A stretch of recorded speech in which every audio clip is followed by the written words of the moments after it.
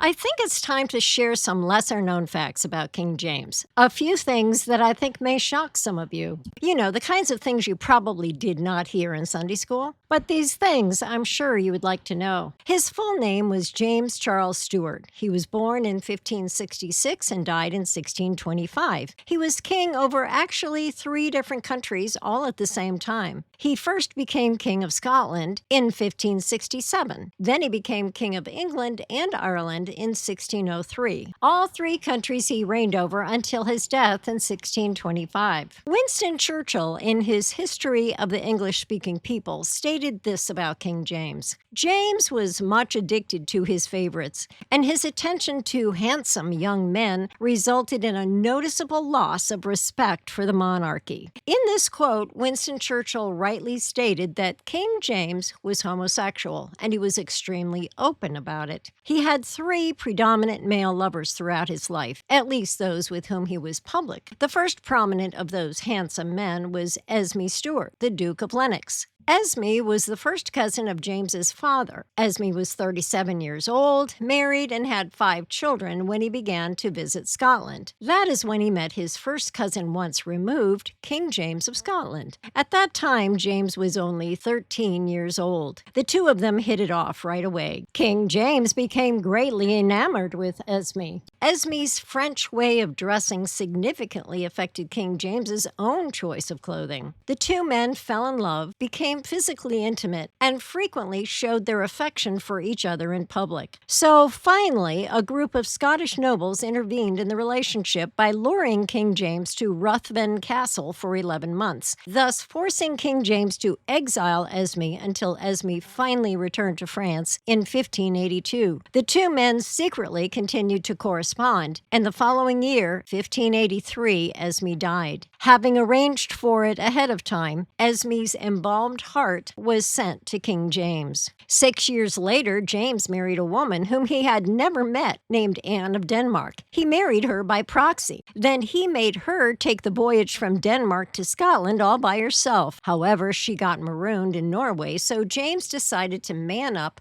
go rescue her, and bring her back to Scotland. James was 23 at the time, and Anne was just 14. His interest in marrying a woman appeared to be motivated by the need for an heir to his throne. James and Anne stayed together long enough to raise 3 children to adulthood. What started as somewhat compatible drifted into a very unhappy relationship, since while he was married, James was rumored to be cheating on Anne with men. Finally, their marriage ended. Once free from any heterosexual ties, James dove fully into more same-sex intimacies. The first of those, most notably, was Robert Carr. Robert was a pretty young Scot, as James described him. Carr first started as a page for James, but later shared the bed with James from 1607 to 1615. Eventually, Carr decided to marry a woman. After Carr, with help from his friends, James met a new man named George Villiers, of whom James said his legs were wonderful. George was said to be one of the most beautiful men around. James formally made George his bed partner in August of 1615. Villiers received incredible favoritism, honors, titles, and significant power of his own. In 1617, James gave Villiers the great title and role of Earl of Buckingham. James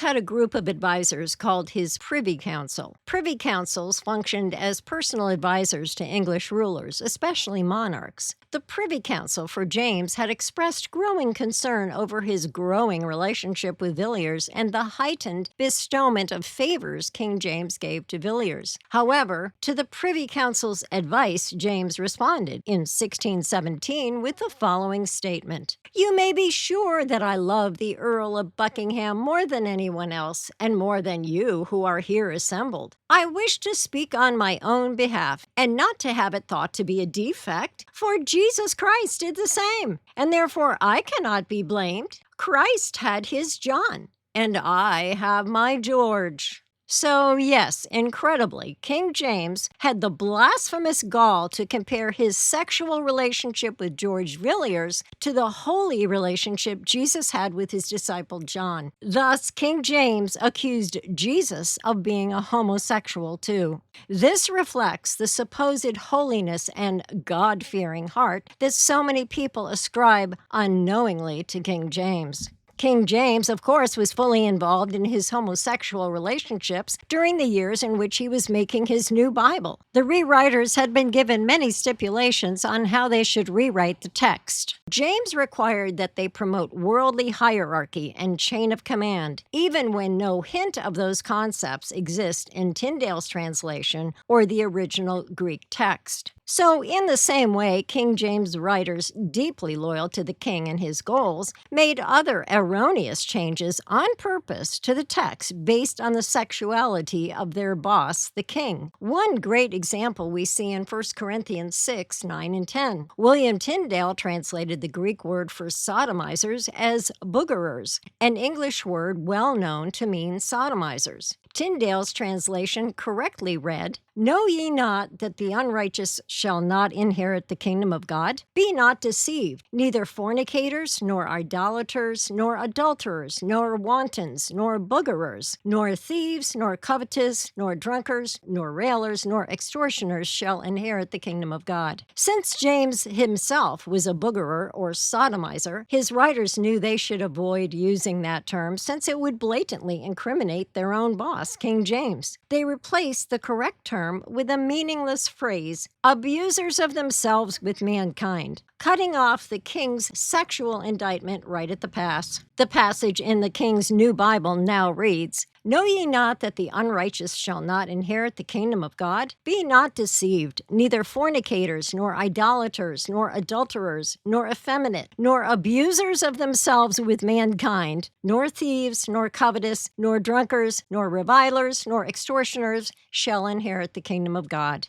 King James also had a fixation about witches. Besides his various religious writings, King James published a series of books and pamphlets on the topic of witchcraft and ancient dark magic. The most famous of those publications was titled Demonologies. It described in detail the actions of werewolves, vampires, and demons. King James was so obsessed about witches that not only was he constantly paranoid that groups of them were intent on murdering him, but according to some stories, his obsession led to hundreds of people being put to death, most of them women, due to his obsession and his paranoia. King James believed in the divine right of kings. It's a political and religious belief that a monarch's authority comes directly from God, thus making them accountable only to God and no one else. True to his belief, James dissolved Parliament twice, once in 1614 and again in 1621. Any time he received significant challenge to his beliefs or actions, he simply did away with the source of that opposition. Another fact that history absolutely verifies is that King James was a Freemason. King James was the first speculative Freemason. Operative Freemasons built with stone,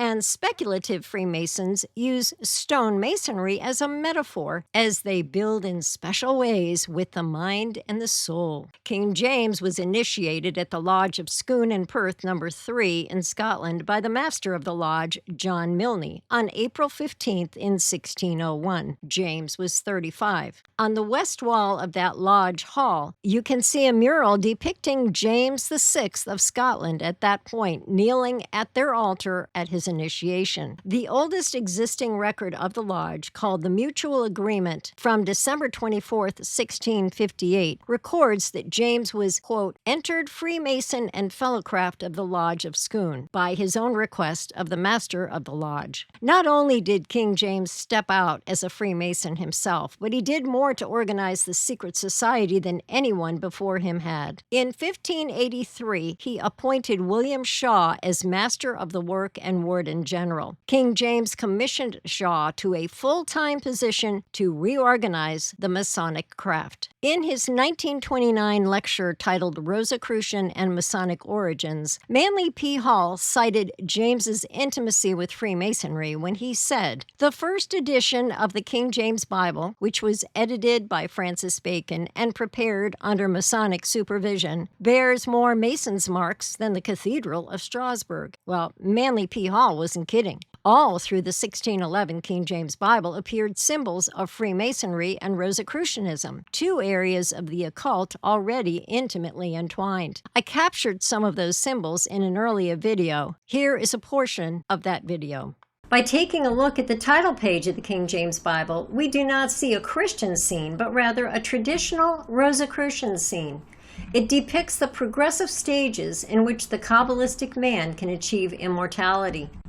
We also see the alchemy sun, the Masonic all-seeing eye all over this priest's robe, the Rosicrucian mother bird with her young picking at her breast while showering with her blood from a self-inflicted wound. Also on the title page, we see the satanic ancient Egyptian phoenix bird with its elongated neck and wings that come to a particularly shaped point, just as the satanic phoenix you see here. We also see a man with an X conspicuously shaped out of two logs crossing his chest, and this is the Illuminati and Masonic sign of Osiris, the Egyptian sun god and the coming Messiah Antichrist. At the very top of the page, we see Hebraic letters identified by an Orthodox Jewish scholar as a Kabbalistic tetragrammaton, written in a way that only an occultist would write it. The King James Bible was saturated with the prominent Masonic handshake, found all throughout the genealogy charts the King James Bible contained. For the producers of the King James Bible to include so much Rosicrucian imagery, especially in a book intended for Christians to read, definitely reflected a campaign that was going on at the time. Manly P. Hall additionally cited Francis Bacon and his heavy involvement in the New Bible. According to Hall, and also reported by many other sources, the entire Bible was edited by Francis Bacon. We do know that King James knighted Francis Bacon in 1603 before Bacon had accomplished anything worthy of knighthood. That was unusual. And it appeared that King James knighted Francis Bacon ahead of his accomplishment and contribution to the New Bible. And for those who still think that the King's New Bible was especially holy, knowing about Francis Bacon's involvement at all should raise concerns. Francis Bacon was a Rosicrucian. He is still greatly worshipped today, and many of his followers claim that they channel him. Rosicrucianism is tied with Freemasonry, the occult, mysticism, and many other unscriptural beliefs. Have you ever wondered why we exist? A secret society called the Rosicrucians claim to have the answer in something called the Great Chain of Being. They believe that our souls are on an eternal journey, evolving and growing through countless lives.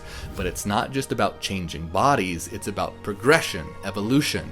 Since energy can't be destroyed, only transformed, our soul's essence continues towards a goal. See, the Great Chain of Being says that everything in the universe is interconnected and organized into a hierarchy. It goes like this. At the bottom you have matter, then plants, then animals, then humans, and finally divine beings. According to the Rosicrucians, each level has its own level of consciousness and spirit. So the journey of the human soul isn't just about experiencing different lives, but also about climbing up the chain. So what's the end goal of this journey? It's not just rebirth, it's evolution towards perfection, becoming divine. Once King James finished his New Bible, Christians immediately recognized the wicked elements it contained. They insisted on reading their Geneva Bibles instead. In a wicked, premeditated power move, King James made it a crime for Christians to read their Geneva Bibles. He made it a felony. If anyone was caught reading the Geneva Bible, King James threw them into prison. Christians who wanted to read their holy Bibles were forced to either risk prison or to leave their home, cross the ocean, and come to America. Those who left England for religious freedom were called the Pilgrims. We heard about them in school and admired them for their courage. Yet no one ever told us that the Pilgrims came here to escape that king, King James. No one ever told us that his new Bible became the primary issue for his wicked treatment against the Christians. But now we know. We have plenty of reason to question the changes that King James ordered into his new Bible. I would encourage you to listen to the Great Ecclesiastical Conspiracy to find out what those changes were. Knowing the truth can make the difference between fulfilling the will of God in your life, literally, or abdicating it to would-be spiritual leaders who have no godly authority to be doing what they do. I look forward to talking to you the next time. The Lord bless you.